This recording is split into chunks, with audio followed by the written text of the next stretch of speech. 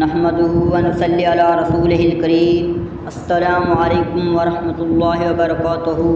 سامعین محترم، میں آج آپ کے سامنے حضور صلی اللہ علیہ وسلم کی ولادت و سعادت کا ذکر کرنے لگا ہوں کہ حضور صلی اللہ علیہ وسلم سرور عالم سید ولد آدم محمد مصطفیٰ احمد مجتبیٰ صلی اللہ علیہ وسلم واقع فیل کے 50 یا 55 روز کے بعد 8 ربیع الاول پیر یوم دوشنبہ مطابق ماہ اپریل 570 عیسوی مکہ مکرمہ میں صبح صادق کے وقت ابو طالب کے مکان میں پیدا ہوئے۔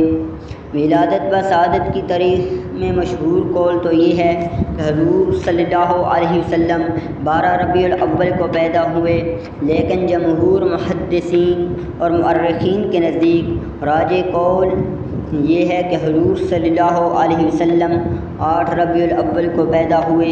عبداللہ بن عباس اور جبیر بن مطعم رضی اللہ عنہم سے بھی یہی منقول ہے، اور اسی قول کے علامہ قطب الدین قسطلانی رحمۃ اللہ نے اختیار کیا ہے۔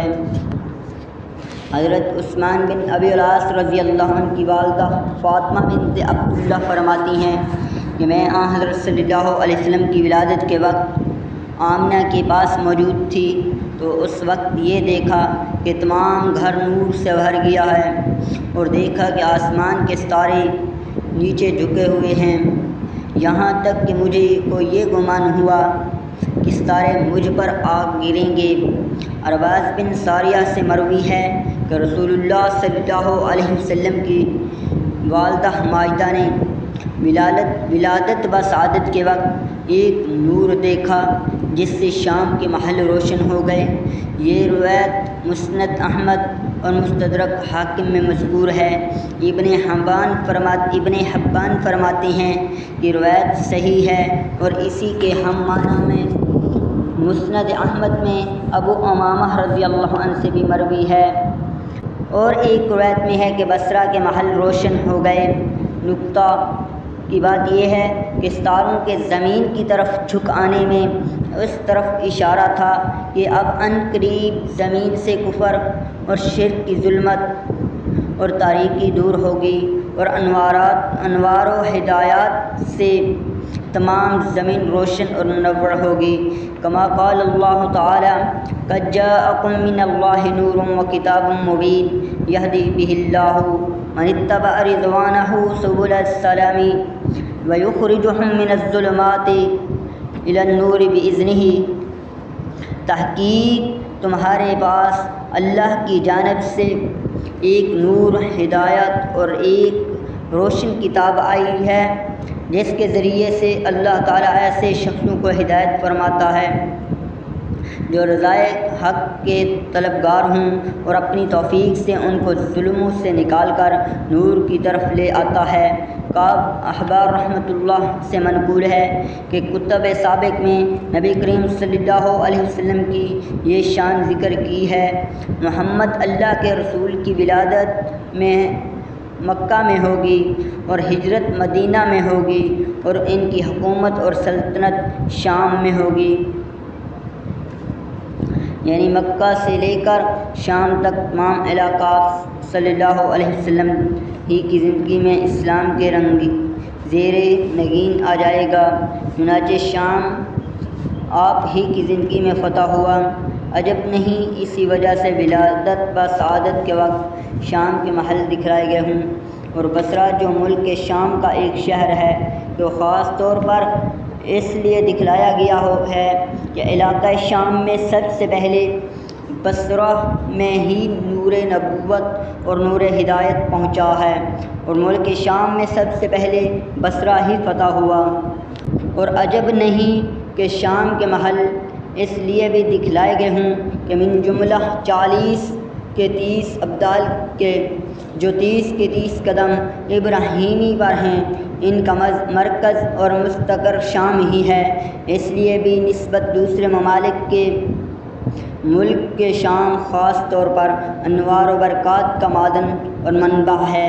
اس لیے ولادت و سعادت کے وقت شام کے محل دکھلانے میں اس طرف اشارہ تھا کہ ملک نور نبوت کا خاص طور پر تجلی گاہ ہوگا، اور اسی وجہ سے آپ کو اولا مکہ مکرمہ سے شام یعنی مسجد اقصی تک سیر کرائی گئی، کما قال اللہ تعالی سبحان الذي اسرى بعبده ليلا من المسجد الحرام الى المسجد الاقصى الذي باركنا حوله۔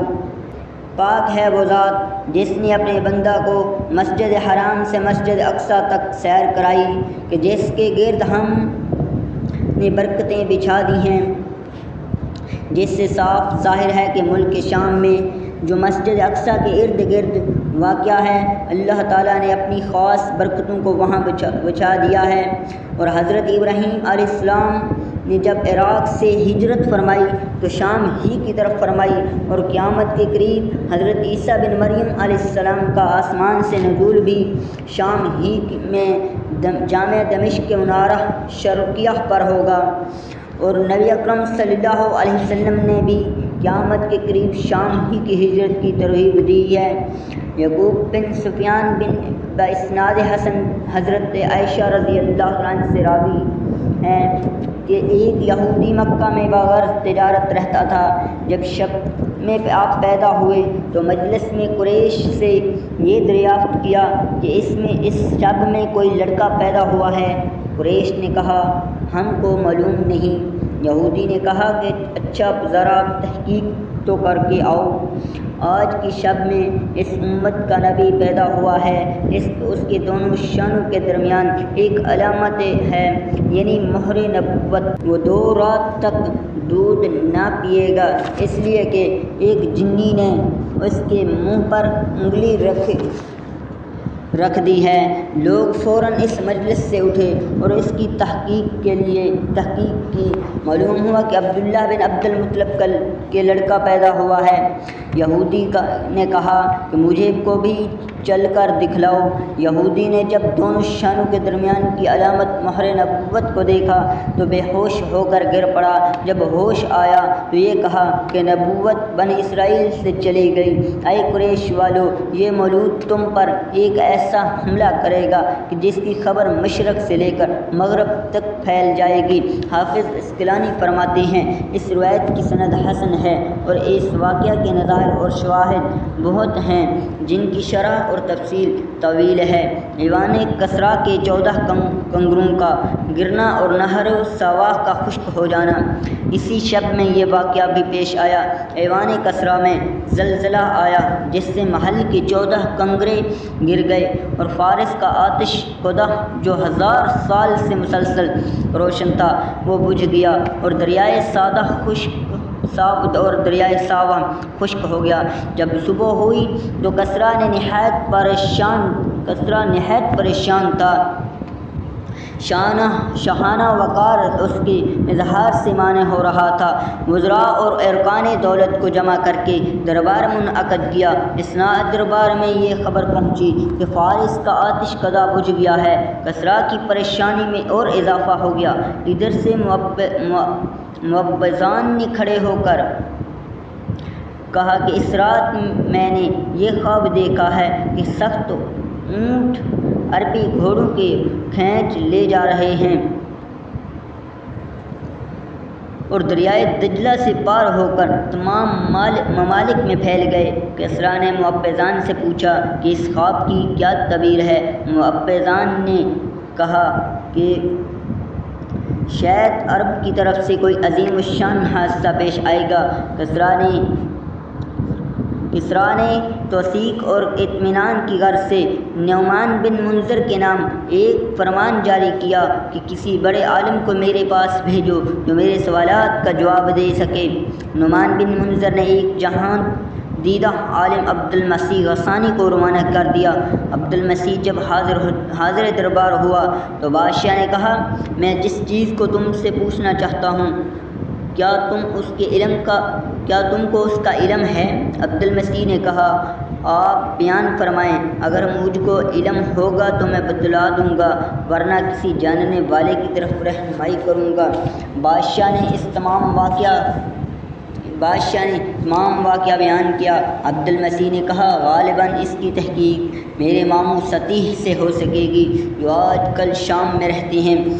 کسریٰ نے عبد المسیح کو حکم دیا تم خود اپنے ماموں سے اس کی تحقیق کر کے آؤ۔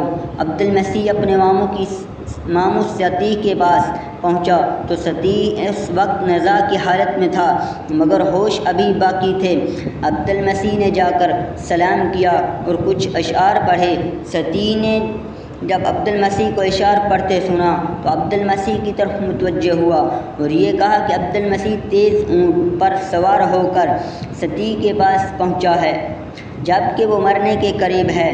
تجھ کو بنی ساسان کے بادشاہ نے محلے کے زلزلہ آتش قدا کے بجھ جانے اور معبدان کے خواب کی وجہ سے بھیجا ہے کہ سخت اور قوی اونٹ عربی گھوڑوں کو کھینچ لیے جا رہے ہیں اور دجلہ سے پار ہو کر تمام بلاد میں پھیلے گئے ہیں۔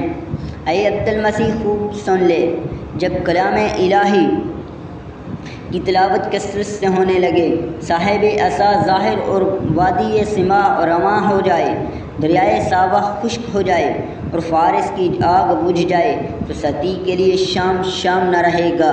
بنی ساسان کے چند مرد اور چند عورتیں بقدر کنگروں کے بادشاہت کریں گے اور جو شے آنے والی ہے وہ گویا آ ہی گئی ہے۔ یہ کہتے ہی سطیح مر گیا۔ عبد المسیح واپس آیا اور کسریٰ سے یہ تمام ماجرا بیان کیا۔ کسریٰ نے سن کر یہ کہا 14 سلطنتوں کے گزرنے کے لیے ایک زمانہ چاہیے مگر زمانے کو گزرتے کیا دیر لگتی ہے۔ 10 سلطنتیں تو 4 ہی سال میں ختم ہو گئیں اور باقی 4 سلطنتیں